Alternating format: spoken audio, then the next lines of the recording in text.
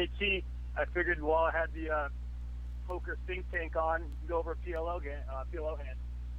All right. Okay, this will be the last thing we do tonight. You still on, Cali? Yeah, I'm Cali? still here. Oh, okay, you're going to help me with this. Perfect. Cali Donks will help me with this PLO hand. All right. Go, JT. All right, 1-2-5, bring in game. So I'm in the big blind, limp in middle position, limp from the cutoff, limp from the button, small blind limps. I'm in the big blind with ace, 7-5, 7-5 of spades. I do not have a nut suit, so Right. kind of the lower end of aces. Right. I figure a raise really isn't going to fit in the field, and my hand either flops huge or it flops shit. So I think that's just to kind of complete there. So Yeah, I don't agree. I don't agree. You don't agree with that? Okay. No. Here's the reason why.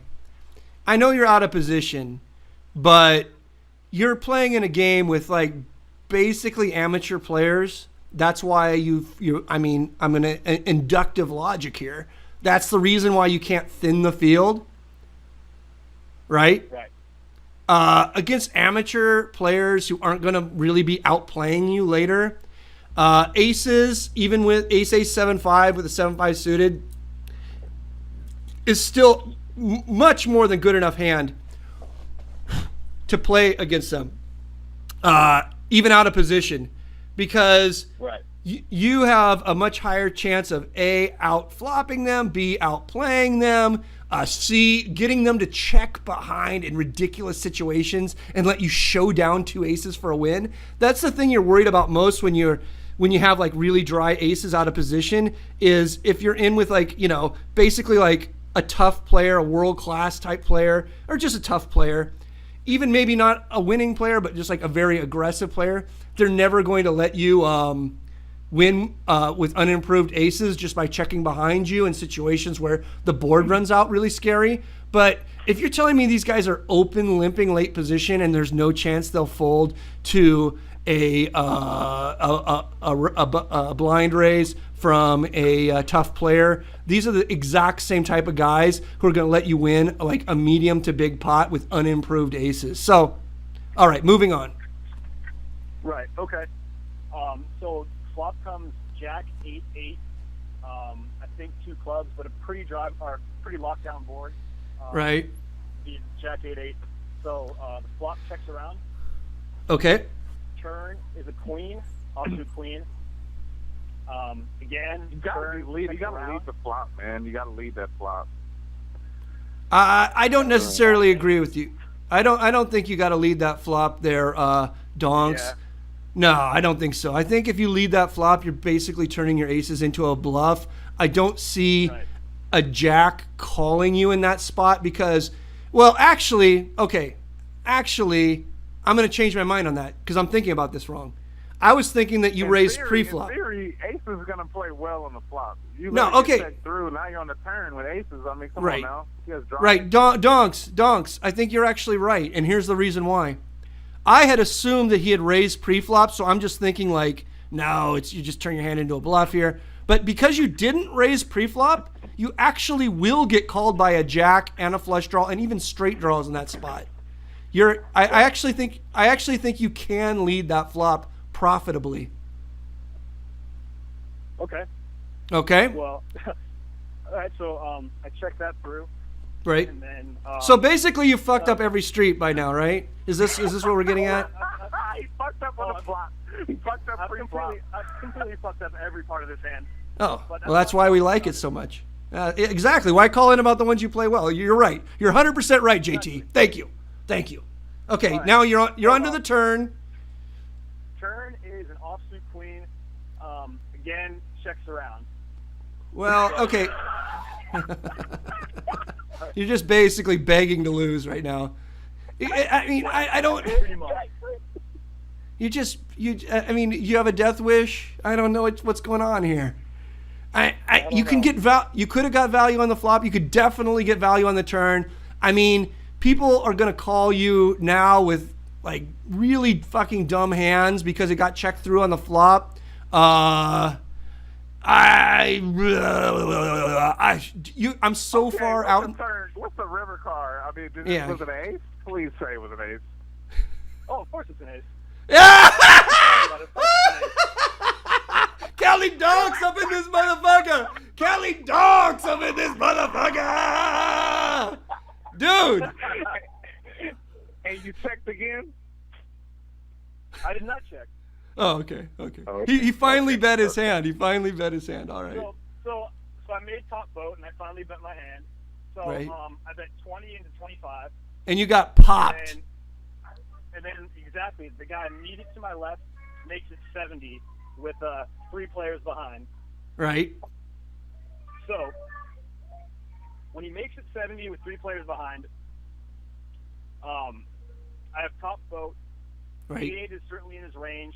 He may Right. have slow played queen on the turn and decided Right. on leading out with maybe king 10, leading Right. out with some kind of 2-pair hand I'm trying to get value from, and he thinks maybe he's going to raise me with queen. Hey, yo, JT, you played this hand so bad that Cali Donk's baby is fucking crying like crazy in the background. He's screaming, crying. Like, put the phone up to the baby. Hey, JT, you play this hand so bad that you're making babies cry. Well, I mean, if that's the worst thing I do, then all right. I know, I'm kidding. I'm joking, brother. All right. So then you get popped, and then the other 2 guys fold, and it's back to you, okay? Yeah, it's back to me. So the question is this a just call, or is it a 3-bet fold for value? Because if I get 4-bet there, it's an instant buck. Yeah, it's a. It shouldn't even be a question. It shouldn't even be a question. It should be always a pot and call. Yeah, it's a pot 100%. You're raising this 100% of the time. I mean, you don't have to pot it, but you have to raise it. I mean, right. He could have ace 8. He could have queen 8. He could have jack 8. He could have jack. He could have queen. Every single hand that you have crushed, except for one in the entire world, is going to raise you there. May have slow played because you're telling me these guys are donks, and will call your raise. Now, if you raise and get jammed, you just got to play poker at that point. So you raised and you got jammed. Is that what you're telling me? Right. Or you just flatted? I think I made a sizing mistake in that I potted it and then I got jammed on. Right. And I potted it, I got jammed on, and then I thought for a while and folded, and he showed me 8-8. You should be. So I made the right play down. I don't care if he shows you 8-8. You shouldn't be. He folded. He made a good laydown in the end, Donks. But I think I actually made a sizing mistake where in that spot I shouldn't be just full potting it. I should make this kind of a small raise because he's going to be calling me with everything I beat, and I think only one hand he's going to 4-bet me there with, which is 8-8. Well, that's basically what I said, JT. If you go back and run back the tape, I said you don't have to pot it. I made it very clear, but you do have to raise. You have to raise enough that you don't induce a re-raise that then you make a bad fold to. So you got to at least make it 2.8x, something like this. Now, folding to the all-in is on you. There's nothing. I mean, Donks is saying that you just snap call. He's only got one combination that beats you, but he also probably only has. He probably only one combination. No one can see that. He only has one combination. See that, but, right. Now, I don't think even queen is going to 4-bet there. Listen. I don't think it will either. That tight, you need to be raised in pre-flop. I mean, well, of course he needs. Yeah. Just like Donks is parroting. I mean, saying of what I said earlier.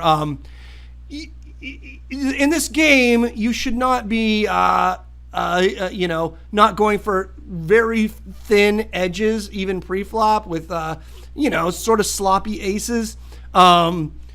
You're going to find a lot of ways to win money with them.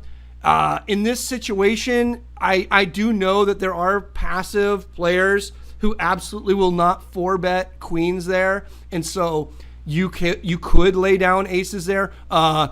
In my opinion, though, and this is the truth, on the very end, there's nothing that I can say to help you, or that a genius like Cali Donks can say to help you. There's nothing that even if we had Produce here, if we had O'Connor here, there's nothing that anybody could say to help you. at that point in time, you have to just play poker. You have to go with what you know about these people. You have to go with LOL live reads. And it sounds like you technically played the hand bad, but live poker-wise, you actually made a very good decision at the end. And, you know, that's why live poker is special. That's why online, no, you just never fold. No, never. Or against a random. But these guys aren't randoms. You play with these guys fairly often. We know certain things about them, that they open limp. We know certain things about them, that they like to give lots of free cards. They're basically passive players. And, you know, you put the puzzle together. Congratulations. Right. But I'm going to tell you. Every single step I'm potting and I'm calling. I'm potting and calling. The puzzle don't make sense. He said well, everyone was trying. Cali Donks, you can't pot and call from at home in the fucking Inland Empire. He's sitting at the table. You know, he has to make these decisions in the line of fire. He has to, you know, I mean, okay, Cali Donks, JT, I can tell you, technically, you played poorly pre-flop, you played poorly on the flop, you played poorly technically. Okay, so your technical game was a mess, but your actual, like, LOL live read part of the game turned out to be very good. And, I mean, I can't sit here, and neither can you, Donks. We can't sit here and tell you that you did it wrong, because when 4 bets go in a Pot Limit Omaha game, it's all human contact at that point. It's they're all. It is. You're right. You gotta have some type of live read or something. Yes, he put the chip in fast, right, or whatever. Right. You know, something. Like, you can play live PLO for 8, 10, 20, 40, 80 hours and never see a 4-bet without the stone cold fucking nitties. So because of that, if you're looking at a passive player who's limping in and taking a lot of free cards, I think that's a spot where you definitely can make a live read and get away from the second nuts. I'm not saying that I would have, but I would have made a live read and I might have gotten away from it. You made a live read and you got away from it. But here's the important part. You played technically poorly early in the hand, and that's going to cost you money. Your live read saved you, but you got to get your technical game a little bit more aggressive. You have to think a little bit more about the types of hands that limpers will call when it gets checked through, type of hands that limpers will call when you lead, the types of hands that limpers are going to see a flop with and then give up, the types of hands that limpers will let you show down unimproved aces for a win. You got to, like, internalize a little bit a thinner value ranges in these spots against amateur players. All right? Right. Okay, thank you very much, JT. All right.